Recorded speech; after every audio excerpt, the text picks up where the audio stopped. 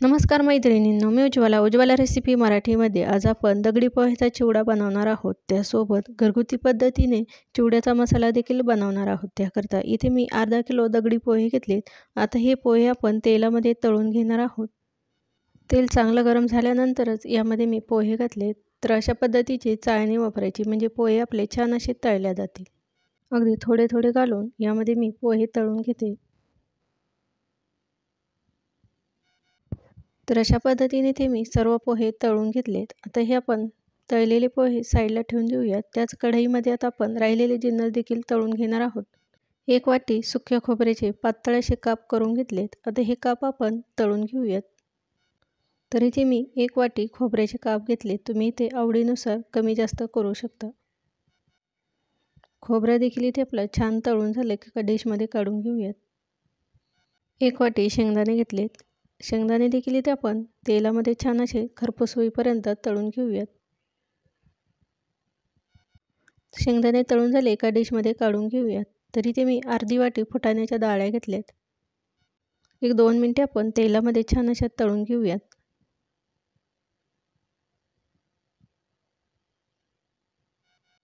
डाळ्या तळून झाल्या की एका डिशमध्ये काढून घेऊयात.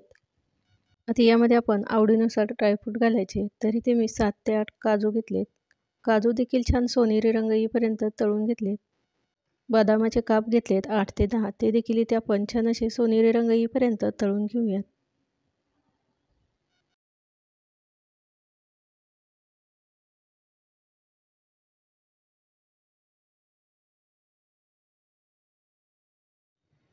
बदाम तळून झाले की एका डिशमध्ये काढून घेतलेत. आता यामध्ये 1 वाटी कढीपत्त्याची पाने घातलेत. आता हे पाने आपल्याला छान असे कुरकुरीत होईपर्यंत तळायचे आहेत.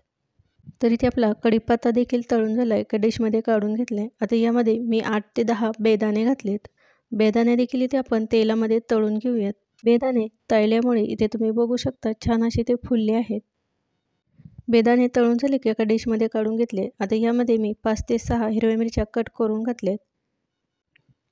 मिरच्या छान तळून झाल्या की एका डिशमध्ये काढून घेऊयात. तर यामध्ये आपण लाल मिरची पावडर देखील वापरणार आहोत. तर हिरव्या मिरच्या घातल्या की याची चव देखील छान लागते. मिरच्या तळून झाल्या की यामध्ये मी 8 ते 10 लसूण पाकळ्या ठेचून घातल्यात. त्या देखील सोनेरी रंग येईपर्यंत तळून घेऊयात. आता इथे आपले सर्व जिन्नस तळून झालेत. एका डिशमध्ये काढून घेतलेत. आता हे सर्व थंड होईपर्यंत इथे आपण मसाला तयार करणार आहोत. त्याकरता इथे मी मिक्सरचं भांडं घेतलं. यामध्ये 2 चमचे जिरे घालायचे. 2 चमचे धने घालूयात. बडीशोप 2 चमचे घालूयात. लाल मिरची पावडर घालायची. आता इथे तुम्हाला तिखट किती हवं त्यानुसार तुम्ही इथे लाल मिरची पावडर वापरू शकता. 2 चमचे घातले. अर्धा चमचा हळद घातली. 1 चमचा आमचूर पावडर घातली. आमचूर पावडर नसेल तर इथे तुम्ही चाट मसाला देखील वापरू शकता. चवीनुसार मीठ घालूया. तर मिक्सरला झाकण लावून हे सर्व जिन्नस आपण मिक्सरला फिरवून घेऊयात. तर अशा पद्धतीने इथे आपला चिवड्याचा मसाला तयार झाला आहे. तुम्ही इथे बघू शकता कलर देखील किती सुरेख आला आहे. तर अशा पद्धतीने इथे आपला घरगुती चिवडा मसाला तयार झाला.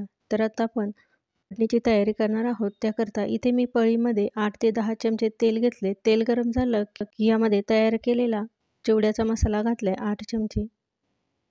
तर इथे आपली मसाल्याची फोडणी तयार झाली. तयार झालेली फोडणी आता आपण तळलेले पोहे आहेत त्यावर घालूया. तर इथे आपली ही फोडणी गरम आहे. त्याकरता हे सर्व आपण चमच्याने मिक्स करायचे. मसाला छान मिक्स झाला की यामध्ये 2 चमचे पिठी साखर घालूया.